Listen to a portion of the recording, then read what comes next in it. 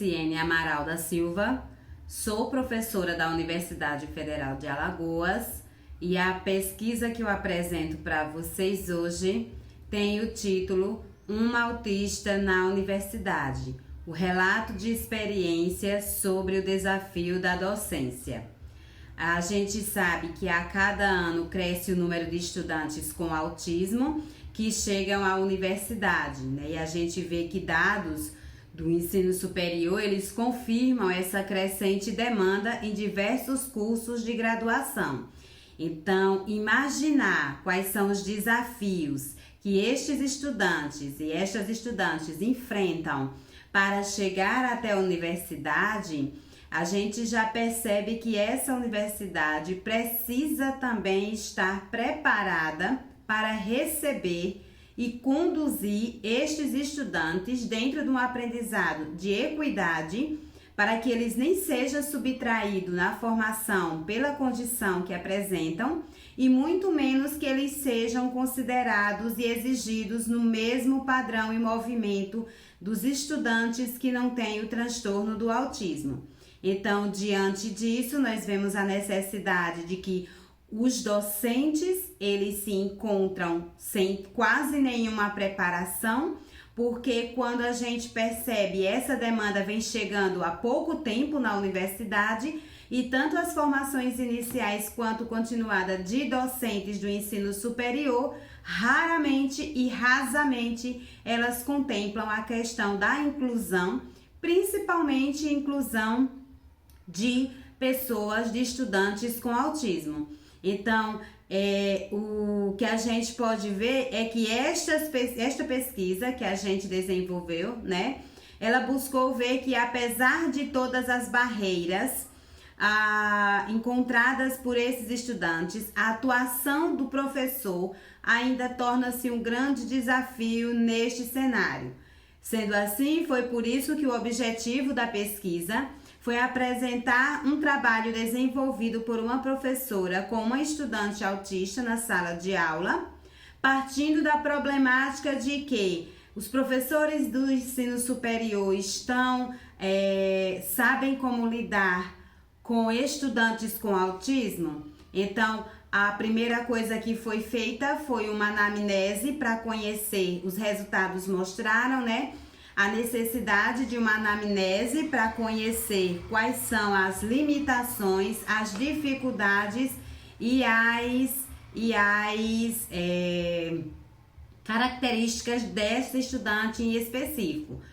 A pesquisa também buscou trazer uma caracterização do autismo a partir da perspectiva de que toda prática inclusiva ela inicia com o conhecimento daquele transtorno do neurodesenvolvimento, por isso a necessidade da anamnese, né? Nessa experiência, após a anamnese, a professora conseguiu identificar, por exemplo, elementos em que ela se sentia desconfortável no sentido das apresentações de trabalho com a luz desligada, que não podia, desregulava ela.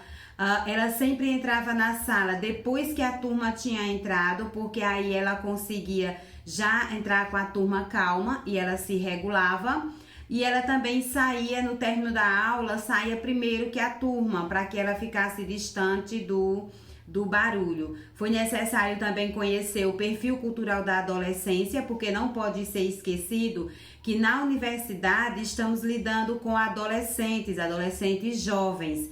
Então, claro que tem toda a caracterização dessa fase do desenvolvimento e que a gente precisa levar em consideração para também respeitá-los na singularidade da adolescência e juventude, que eu me deparei com outros estudantes com outras deficiências e o transtorno, que eles também, por exemplo, não conseguiam usar o abafador, aquele fone mais externo, e usavam muito o fone interno para fazer a regulação diante de barulhos. Então, para isso a gente precisa também considerar.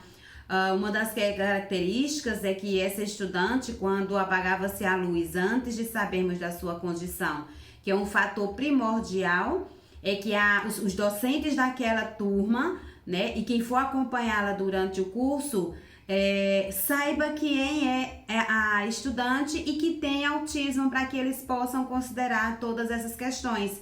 Então, toda vez que desligava, na minha aula, que desligava a energia, a lâmpada para apresentar trabalhos, ela pegava o capuz e aí ela cobria do casaco, deitava a cabeça na cadeira, né, na mesa, para poder conseguir acompanhar, pelo menos permanecer na sala. Tinha muitos dias que ela faltava, mas os dias que ela conseguia permanecer na sala, se houvesse alguma desregulação, ela precisava se autorregular. Então, a gente vê uma necessidade de espaços também, tanto do conhecimento do docente, né, que naquela sala tem sim estudante X com transtorno do espectro autista, e aí para que ele possa também direcionar. Por quê? Outra questão é que as avaliações, né, feitas para essa estudante eram avaliações iguais aos demais da turma, ela conseguia acompanhar esse nível, mas a adaptação que a gente precisava fazer era no tempo destinado para ela fazer a avaliação. Geralmente ela ficava bem mais tempo, porque ela conseguia ter uma concentração maior. E aí a gente tem sim acompanhamento de resultados de produtividade, notas nas avaliações bem melhores a partir dessa condição de adaptação.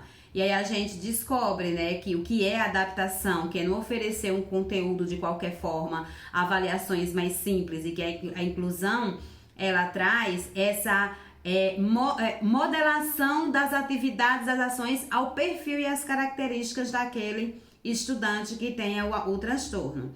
E nas considerações finais a gente percebe que é inevitável, né, a presença de estudantes, e ainda bem, porque isso mostra o acesso deles e o quanto eles estão conseguindo, né, por mais que a gente precise avançar bastante, mas eles estão conseguindo ultrapassar as limitações da educação básica e chegar no ensino superior.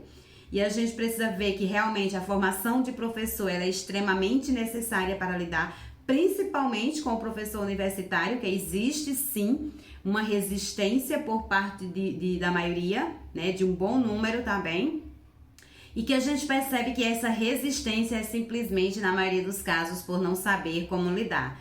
Então, os desafios enfrentados são significativos, tanto para estudante quanto para docente. No entanto, quando há diálogo, empatia e compromisso com a inclusão, é possível transformar barreiras em oportunidades de crescimento mútuo. Por fim, este estudo contribui para o debate sobre a necessidade de formação continuada dos docentes, políticas institucionais mais consistentes e o fortalecimento de uma cultura universitária verdadeiramente inclusiva, porque também entra a questão dos colegas de sala dela. A permanência e o sucesso de estudantes com autismo no ensino superior dependem em grande parte da capacidade da universidade de reconhecer a diversidade e responder a ela com compromisso e responsabilidade. Muito obrigada!